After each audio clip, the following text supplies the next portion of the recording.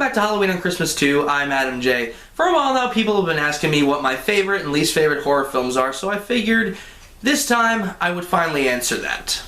Now, keep in mind, I'm not going to be going after the obvious ones, like the horror sequels, like Freddy's Dead, The Final Nightmare, or Halloween 5, or Jason Part whatever. You know, I'm not going to be going after those ones.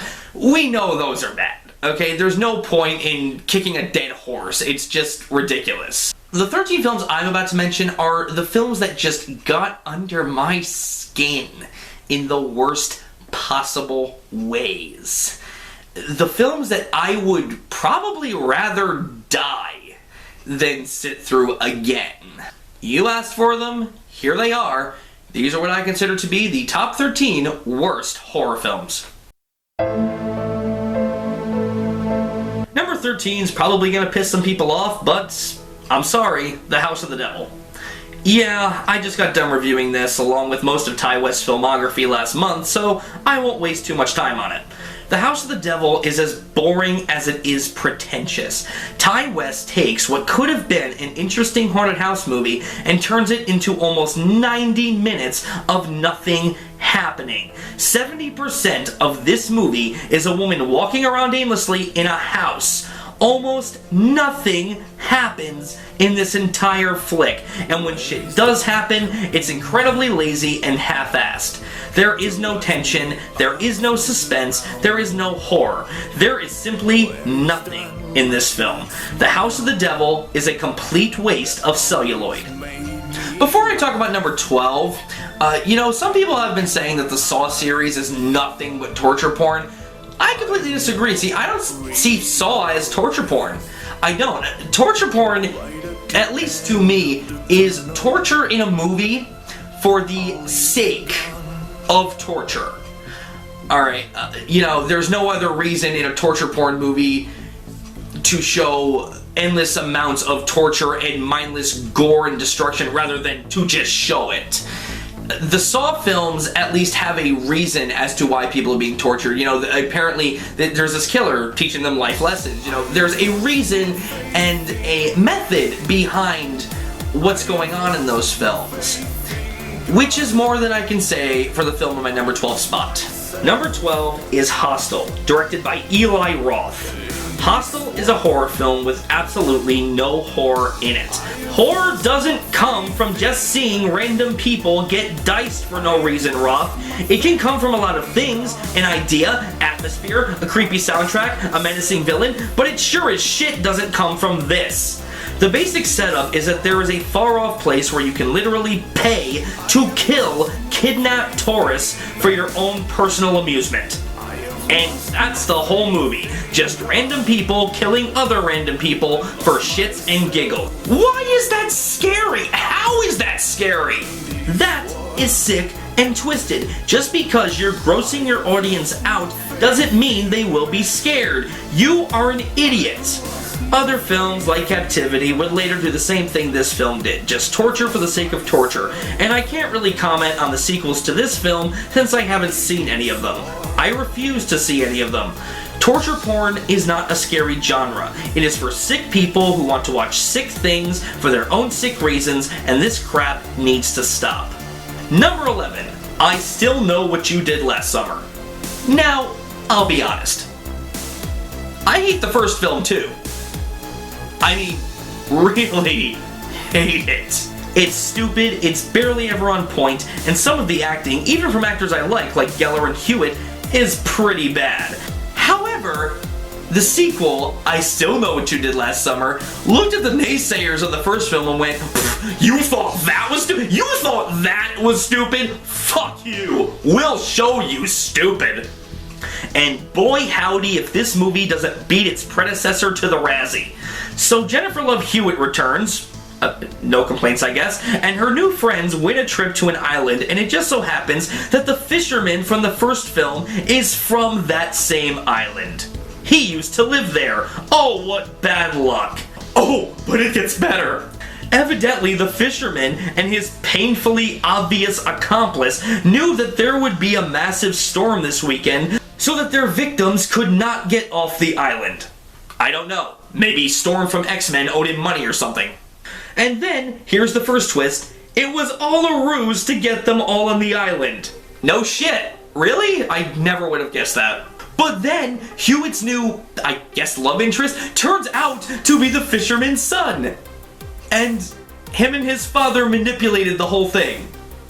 Which, how did he even know he would be on the island with them? I mean, Hewitt and Brandy won the giveaway, and he was invited by Brandy at the last minute, so how did he know he'd even be able to get there? I mean, there was a massive storm coming, and all boats were kind of canceled, so how would he have got... fuck this shit. But it's okay, because Freddie Prinze Jr., who, I'm a bit ashamed to say, gives the best performance in this whole damn thing, magically shows up on the island, even though there was a storm and all boats going there would have been grounded. I don't know, maybe Nightcrawler from X-Men owed him money. And of course, he defeats them and saves the day, and we end with the fisherman pulling Hewitt under her bed even though he's mortal and we clearly saw him die. This movie sucks. Every story point is a tired cliche. Every character is a tired cliche. Hell, you know what? I'm just gonna save myself some time and let the killers from Scary Movie finish this one up. Did I know you did last summer make any sense? Don't think so! And what about the sequel, huh? What the hell is with that fat white Jamaican? Oh, I want to kill that motherfucker. Too, man. It's bad casting. Number 10. The Resident Evil movies. My god. How do you fuck this up? You may be able to make the argument that the movies are more action-based than horror, but I would make the argument that 1, the movies in every store are found in the horror section, and 2, they are based on one of the scariest gaming franchises in history. The Resident Evil games, mostly the ones that were released or ported on the GameCube, had genuinely scary moments, well-developed and fun characters, and most of all, an intense atmosphere that, most of the time, the fuck were these about, left me breathless. The movies, on the other hand, ixnay all of that for dumb stories, dumb characters, and horribly shot action scenes that are shot either too quickly or with unnecessary slow motion. Paul Anderson breaks my heart each time another entry in this series is released. The first film was basically Alice in Wonderland with zombies. Through the Looking Glass, the White Rabbits, the Red Queen, and the main character so subtly named Alice. The second film was supposed to be Resident Evil Nemesis, and while the movie was bad to begin with, it completely lost me when they made Nemesis a good guy. The fuck was that? The third film was a ripoff of The Road Warrior and Day of the Dead, where the virus has pretty much taken over the whole planet, which makes no sense because how did it engulf the planet if Umbrella contained it in the last film? Consistency, Anderson, it helps. The fourth film, the worst of the bunch, even more stupid, unscary, and nonsensical than the rest, and the final film was just a fucking mess. Anderson claims to be a fan of the series, but evidently has absolutely no respect for it. He uses them for an excuse to showcase his wife either stripping or kicking ass. Don't get me wrong, I love Mila Jovovich. She is beautiful and immensely talented. But that's another thing that makes me hate these movies even more. It's just such a waste of her potential. Anderson believes he's keeping his wife relevant, when in reality he's probably holding her back from obtaining a bigger career. I've been told that after the final movie, a Resident Evil television series will be in the works, and if Anderson has anything to do with the TV show, somebody really will be a fucking zombie. Number 9. The Blair Witch Project. You could argue all you want that the second film is technically worse. It probably is. But I hate the first film more. I mean, why wouldn't I hate the first one? It's fucking boring! And don't give me that bullshit response, oh, you just don't get what real horror is. This movie is not real horror. We don't see or get anything out of it with the exception of 3 douchebags in the woods acting like scared morons for no reason. Hell, Family Guy summed this movie up perfectly back in the day. Okay, they're in the woods. The camera keeps on moving. I think they're looking for some witch or something. I don't know. I wasn't listening. Nothing's happening. Nothing's happening. Something about a map. Nothing's happening. It's over. A lot of people in the audience look pissed. Thank you! This movie didn't make money because it was good. It made money because the directors behind it used a form of media called transmedia storytelling, where they basically set up a bunch of websites and videos talking about how real it was, and that it was supposed to be real found footage. Yes, real found footage. And it was so nice of these three dead morons to put the credits at the end of their footage as well. How professional. In fact, it came out the day after it was released that the whole thing was just a hoax, and a lot of people were pissed. And they had every right to be. We were manipulated into seeing this movie, and it was garbage, but it made these assholes a lot of money. Hear me when I say this. I hate these two assholes more than Michael fucking Bay. Oh yeah, I said who wants some, come on! Why? Because Bay doesn't manipulate you into seeing his movies. You know you're gonna be walking into a pile of nonsense, bullshit, and explosions when you see one of his films. He knows what he's giving us and vice versa. These assholes knew they had a shit film, so their main goal was to get the ball rolling on it by lying to everyone. Fuck them. Number 8. I Know Who Killed Me. Remember back in the day when Lindsay Lohan had a career? Just because she was a hot ginger? Yeah, this movie was the fucking poster child for that. Lindsay Lohan has a twin, and these twins can feel each other's pain, so much to the point that when one loses an arm, the other loses an arm. I have no idea because instead of making it something supernatural, the film feels the need to pass this off as a real thing. This actually happens in real life. Fuck you! So she wakes up one day in a hospital with no arm, and is taken in by people who claim to be her parents, but are really the twins' parents, and the real daughter is in the clutches of a killer, and she starts banging the twins' boyfriend for no reason. I don't know. If any movie could prove to you that Lindsay Lohan can't act worth a damn, this is that movie. There are no scares in this film. The only thing I can give this movie is that I didn't really see where they were going with it, because every turn was so damn stupid and nonsensical that I honestly stopped caring about 20 minutes in. Number 7. My Soul to Take. I really hate having to put Wes Craven, one of my favorite horror directors, on this list, but he done fucked up this time. My Soul to Take remains one of the biggest disappointments of my life. To give you a little background, A Nightmare on Elm Street is one of my favorite horror films. A couple years before this was released, Wes made a movie called Cursed, which he ended up losing creative control of. The Weinsteins basically screwed with his vision, ordered several rewrites, reshoots, and recastings, and the final product was garbage. But at least for that film, Wes had an excuse.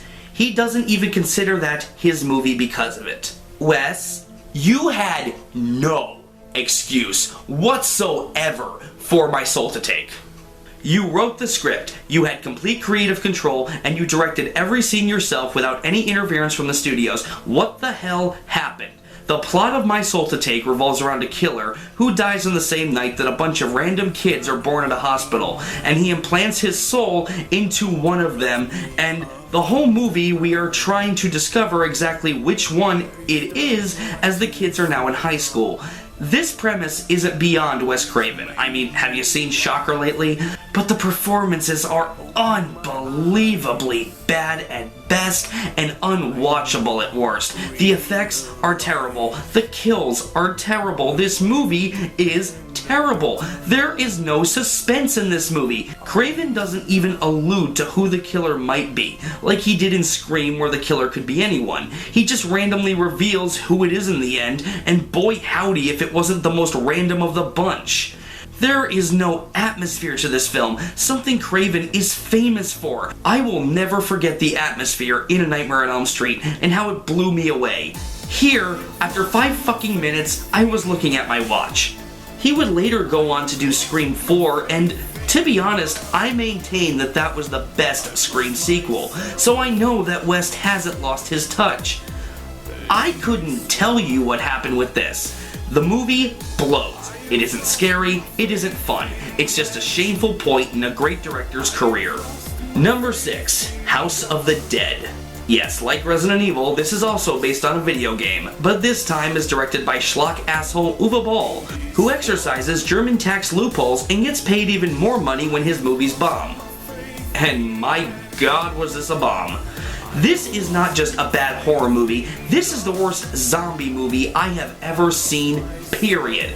Mainly because 60% of the thing isn't even a movie.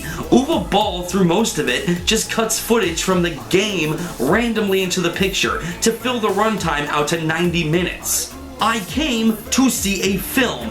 If I wanted to see a video game, I'd hit up the arcade, you fucking twat. I can understand if he was trying to make it somewhat self-aware, or maybe trying to do something in the vein of Scott Pilgrim. That could have been cool.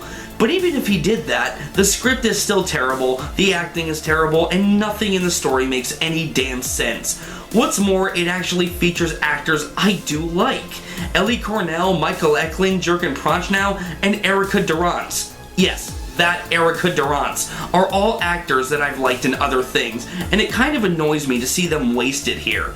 Uwe Ball, I don't care what you do in the future. Just leave my cherished childhood video games the hell out of it. Number 5. The Paranormal Activity films.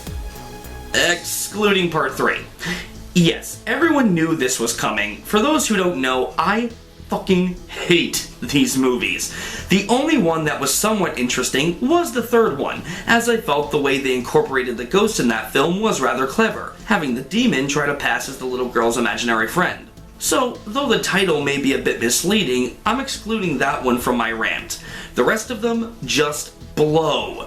How this franchise still continues to make money is beyond me. I could come into your house, slam a door, bang on the windows, hide your car keys, fuck around with your Xbox, move the bed sheets around, raid your fridge, fuck your wife, throw a few pots and pans around the room, and if I did that, you might as well just throw all your money at me, because I'd be scarier than anything you'd see in any of these movies, and you'd be getting the same thing. These movies just consist of boring people in big houses being terrorized by a demon or some shit that we never see until it manages to possess someone in like the last 10 minutes or so, and don't give me that bullshit, well the fear comes from what we don't see. Yeah, in other movies that works. In these movies it doesn't, because almost nothing happens in these movies. Shit went down the most in the third film, so I was actually okay with that one. I don't think it's a masterpiece or anything, but unlike the rest, it's actually watchable and has interesting points in it. If the rest of the franchise had been held to the standard of the third movie, I wouldn't hate this franchise so much. But Oren Peli, who created the original, can't create good horror to save his life, and knows that he can make a shit ton of money by showing nothing on the screen. This asshole went on to make a movie called The Chernobyl Diaries, which was critically panned and hated, even by me. It was shit, but he still managed to make a $17 million profit on that film because it was made for just $1 million. We have so many great underground talents trying to break into the mainstream horror industry, and yet they are being passed on for crap made by this douchebag, among others. Do you want to know how desperate the last film in this franchise was? It involved time travel. Gonna say it again. This franchise that everyone is praising for being so realistic had time travel in it. Oh god. You jackasses, this is a horror franchise, not Doctor fucking Who. You have demons and ghosts and nothing happening. Not a goddamn TARDIS. Number 4. The Mangler. This was by far one of the worst short stories by Stephen King ever published, but somehow, some asshole somewhere decided that this F-list King story would somehow make an entertaining movie. Blow me. The movie is just as bad as the short story. A killer laundry press machine comes to life and starts eating people. Yeah, how did that Family Guy gag go again? Okay, for my 307th book, this couple is attacked by a lamp monster. You're not even trying anymore, are you? When can I have it? Yeah, that about sums it up. Under normal circumstances, I would probably just not bother with this, but I was suckered into actually watching this film. How? 3 names. Toby Hooper, Robert Englund, and Ted Levitt. That's right.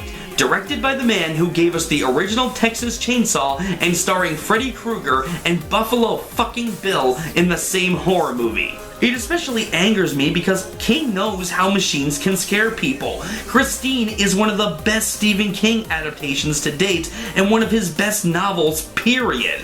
The idea of getting stuck and killed in a piece of machinery is a legitimate fear. Unfortunately, after Maximum Overdrive and now The Mangler, I think King just kind of forgot what makes the idea scary. In this, there's no rhyme or reason as to why the machine comes alive. It just does after a 16-year-old virgin who looks like she's in her fucking 30s cuts herself and spills virgin blood on it. That's actually a plot point. Be afraid. And the ending? Oh my god, the ending. The Mangler has one of the most laughably terrible climaxes in horror movie history. Personally, I think folding my own laundry in the laundromat downtown would be more frightening than this crap. Number 3. Wolf Creek. Wolf Creek is a tasteless, heartless, and often scriptless movie with nothing to offer other than defenseless women being tortured for no reason and about an hour of useless, tedious filler to boot. Jeff Jarrett has been praised for his performance in this film, and honestly, yeah, he's not that bad. If anything, he's really giving it his all, and I can't take away a thing from him.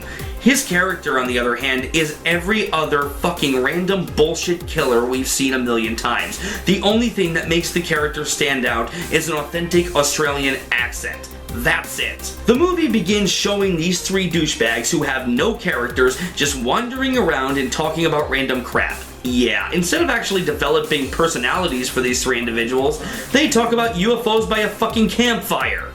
Oh yeah, that's giving us so much to care about. Then when they do fall victim to this asshole, I don't care about them personally, I just care that I'm watching women being tortured for no other reason than that they are women in a horror movie, and are therefore helpless. But Adam, how can you give other violent horror movies a pass and not this one? Well, I could give you an example, but Roger Ebert already gave a perfect one when he reviewed it. It opens on Christmas Day. Isn't that nice? Wow, I agree with you on this one completely, Roger. It's a depressing exercise in just mutilation and torture. People might ask, well, how come I could give a thumbs up to Devil's Rejects, but not to this? Yeah. It's because I think any reasonable person looking at Devil's Rejects sees a film. Yeah. A film with a purpose, with performances, with a pattern behind it, with artistry in it. It's a horror film. Horror films are okay. Yeah. Yeah. Even violent horror films are okay. Wolf Creek is not in that category. Exactly. The Devil's Rejects actually had an artistry to it, and while I hate to give Rob Zombie any credit after suffering through Halloween 2, and to be honest, I wasn't a fan of House of a Thousand Corpses either, he actually cared. He made sure there was engaging performances and characters that, while psychopathic, we could actually care about. It was a pretty decent movie. This is not a movie. It is an entirely mean-spirited snuff film that needs to fucking die. And for everyone out there asking me if I've seen the sequel, no, I haven't, and I refuse to. Number 2, I Spit on Your Grave. This goes right back to the tasteless nature that I discussed in Wolf Creek. I can't speak for everyone, but I have a problem watching rape on screen. It's something I always fast forward in movies, and it's gotten to the point that when I see it start to happen in a movie theater, I walk out. I'll come back after 5 minutes hoping the scene will be over, but I can't watch rape on screen. It disgusts me.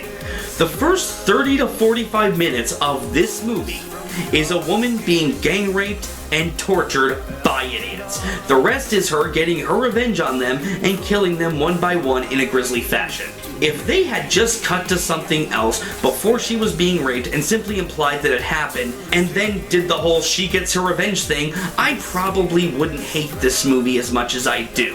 A movie called The Brave One with Jodie Foster did something very similar, and I really liked that movie. But this movie insists on constantly showing it, and at times having flashbacks of it, and Yeah, whoever made this movie must hate women.